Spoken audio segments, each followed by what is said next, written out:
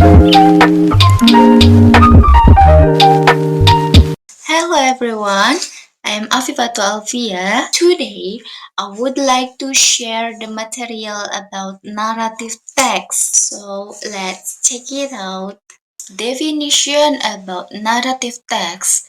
Narrative text is a text that tells a series of events sequential with imaginative language to express emotions.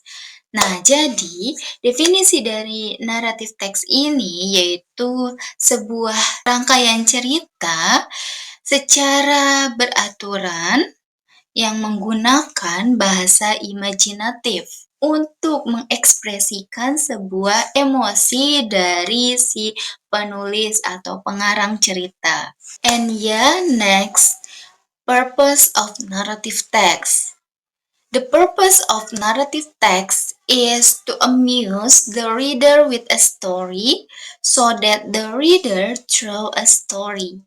Nah, jadi tujuan dari penulisan naratif teks ini yaitu untuk menghibur para pembaca cerita tersebut sehingga para pembaca ini dapat memahami atau mengetahui isi dari alur cerita tersebut. There are various types of narrative text. Di sini ada 6 jenis teks narasi. Yang pertama yaitu romance. Nah, cerita romance ini yaitu menggambarkan sebuah perjuangan seseorang untuk mendapatkan sebuah cinta dari tokoh yang ada pada cerita tersebut. Yang kedua yaitu fairy tale. Nah, fairy tale ini biasa disebut sebagai dongeng, yang mana isi dari cerita ini itu terdapat banyak cerita imajinasi dari alur cerita tersebut yang membuat cerita ini disebut sebagai dongeng untuk anak-anak. Yang ketiga yaitu legends. Nah, legends ini yaitu cerita rakyat yang berisi tentang asal-usul suatu tempat terjadi. Yang keempat yaitu myths.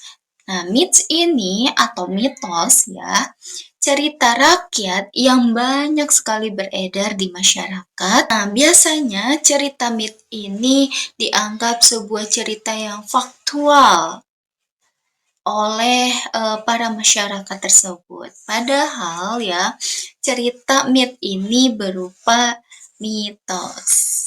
Nah, selanjutnya yaitu folktale.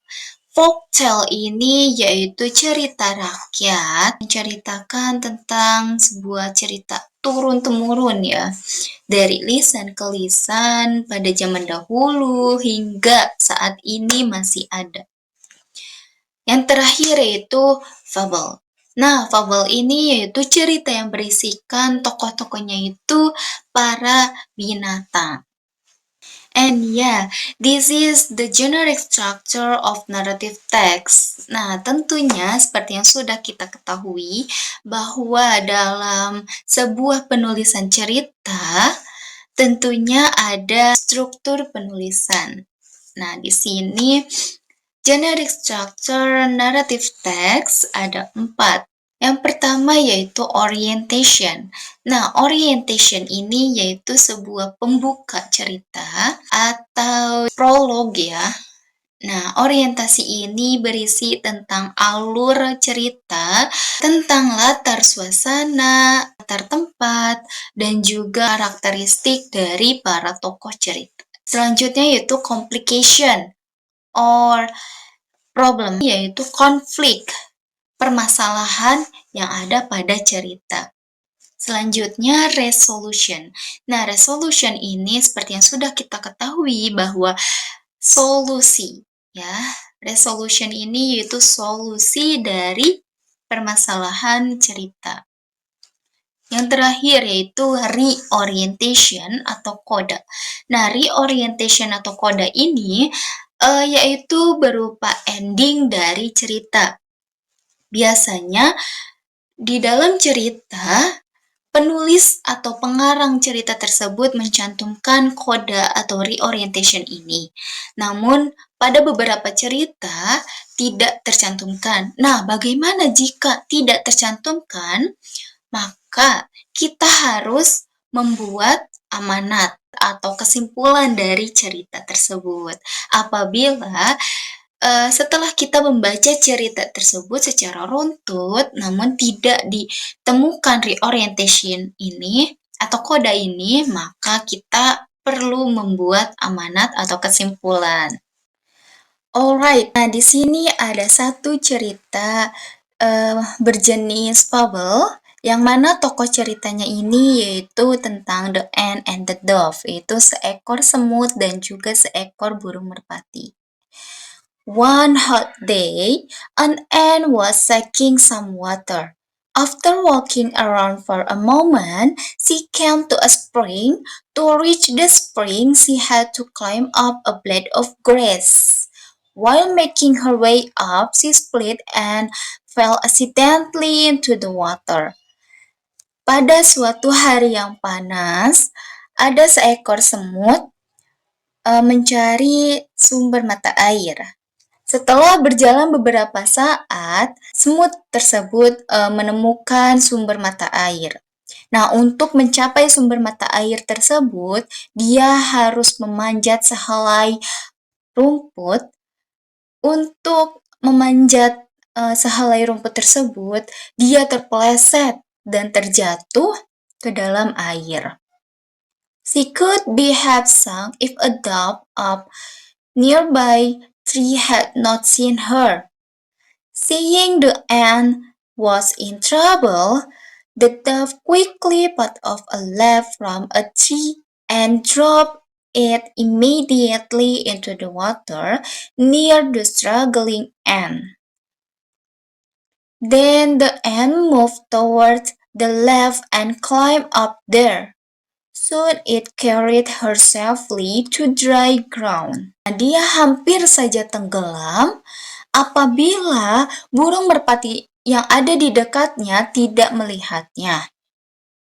Nah, burung merpati tersebut melihat semut ini sedang kesusahan. Lalu dia segera menjatuhkan dahan dari pohon tepat di depan semut tersebut. Lalu, semut tersebut menghampiri daun dan memanjatnya, sehingga ia selamat dan sampai pada tanah kering.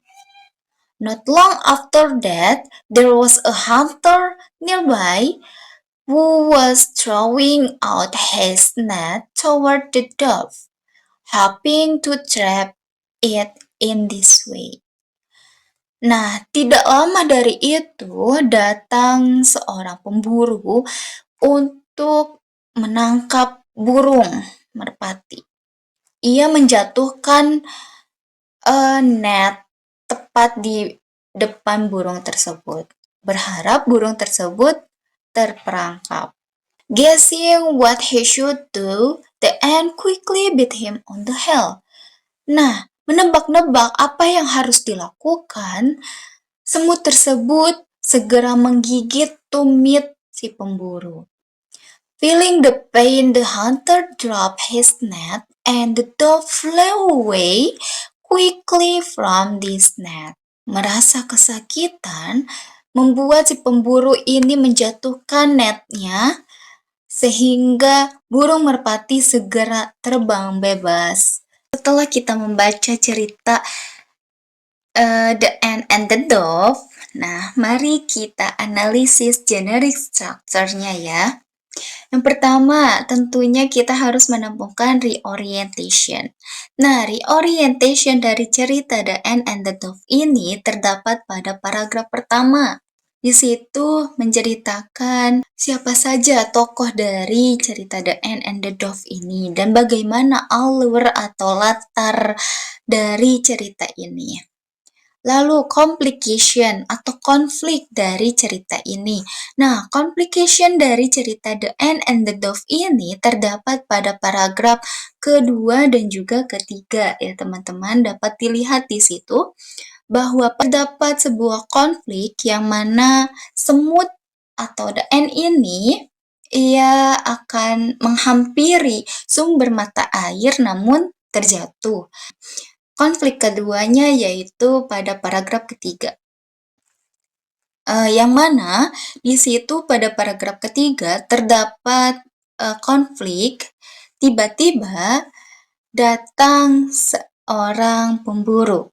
Nah, resolution dari cerita The Ant and the Dove ini, sorry, saya hanya mencantumkan satu saja solusi dari permasalahannya, yaitu pada paragraf keempat atau terakhir ya, yang mana menceritakan permasalahan dari paragraf ketiga, yaitu tiba-tiba ya datang seorang pemburu.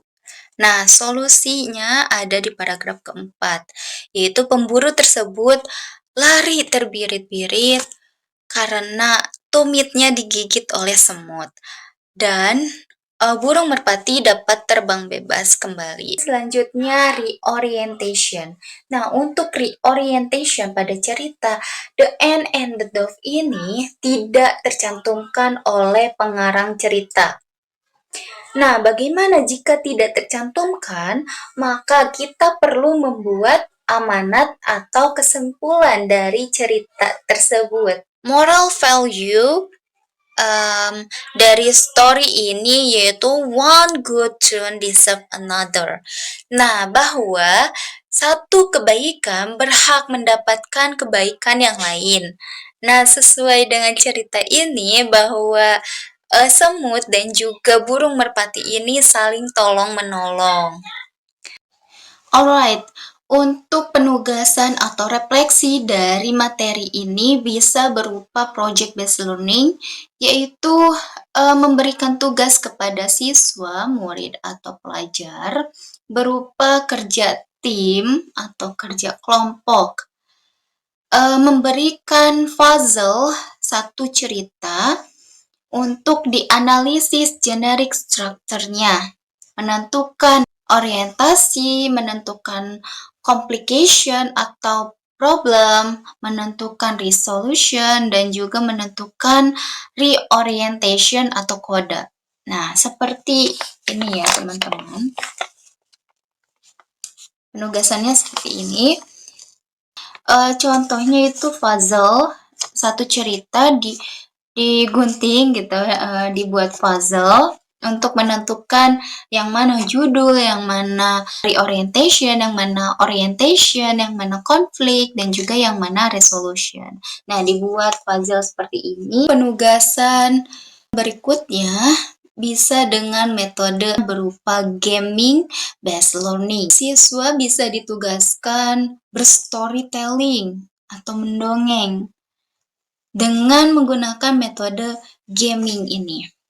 Nah, bagaimana penugasannya? Satu orang siswa mengambil satu jenis benang ini, yang mana di sini sudah ada beberapa jenis cerita dari berbagai macam genre ya yang sudah dijelaskan tadi. Nah, siswa tersebut mengambil satu cerita atau satu benang ini, lalu mereka nanti mencari alur dari cerita tersebut, dan pada pertemuan berikutnya berstorytelling di depan kelas. Nah, tujuan dari penugasan pada metode ini yaitu untuk meningkatkan skill speaking mereka. Karena dalam berstorytelling mereka pastinya dan tentunya adalah berbicara di depan publik. Namun untuk saat ini siswa bisa ditugaskan untuk berbicara di depan kelas, di depan teman-teman kelasnya, untuk meningkatkan keberanian mereka juga dalam berbicara di depan publik. That's all explanation from me. See you next time. Bye.